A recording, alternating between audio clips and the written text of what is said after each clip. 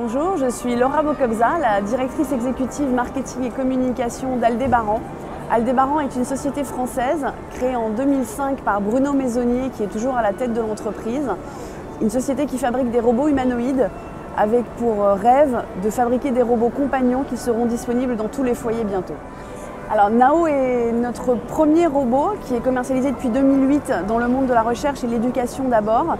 C'est un petit bonhomme de 58 cm qui a petit à petit infiltré non seulement le monde de l'éducation pour la programmation, donc lycée et université, mais également maintenant le primaire, l'éducation spécialisée vis-à-vis des enfants autistes. Il est également présent en maison de retraite où on utilise ses capacités de faire travailler les capacités cognitives des résidents. On l'utilise également maintenant en B2B. Par exemple, une grande marque d'électroménager l'a mis ce week-end à la République pour accueillir ses clients. On utilise également Nao à la télé et tous les usages sont en train de se multiplier. Pour l'avenir, nous espérons que d'ici la fin de l'année 2015, Nao sera disponible au grand public. Nao connaît un grand succès auprès de tous les publics. Il est très transgénérationnel, on l'explique par deux choses. Son design et donc son côté rond peu menaçant en fait. Il a les codes humanoïdes puisqu'il vous parle et il a un langage corporel, mais il ne ressemble pas à un humain, il n'essaie pas de se faire passer pour un humain, donc vous savez toujours que vous parlez à un objet. On est au bon niveau de ce qu'on appelle la Uncanny Valley.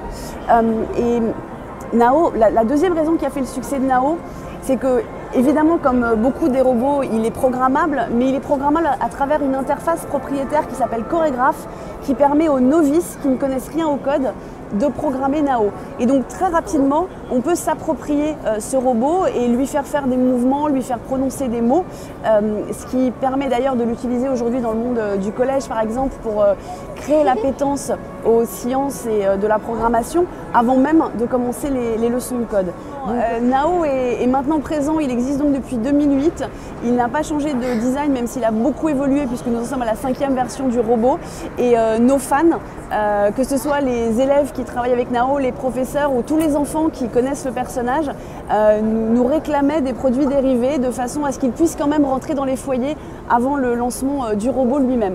Donc nous avons créé une petite figurine articulée qui a été lancée la semaine dernière, qui est disponible sur notre store, le store Aldébaran, store.aldébaran.com, et on livre aujourd'hui tous les pays d'Europe, les US, le Japon et la Chine qui sont nos plus gros marchés.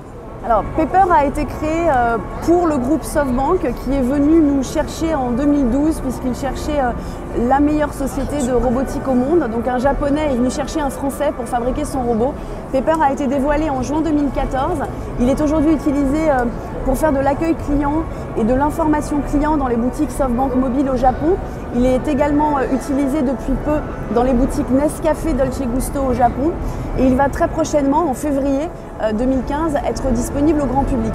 Pepper bénéficie de toutes les avancées technologiques qu'Aldébaran avait déjà faites sur Nao et Nao bénéficie aujourd'hui de toutes les avancées technologiques qui ont été faites sur Pepper, en particulier sur des capacités de système d'exploitation du type reconnaissance des émotions, ce qui permet d'adapter les réponses et les réactions du robot lors de l'interaction à l'humeur, on va dire, des humains avec lesquels il interagit.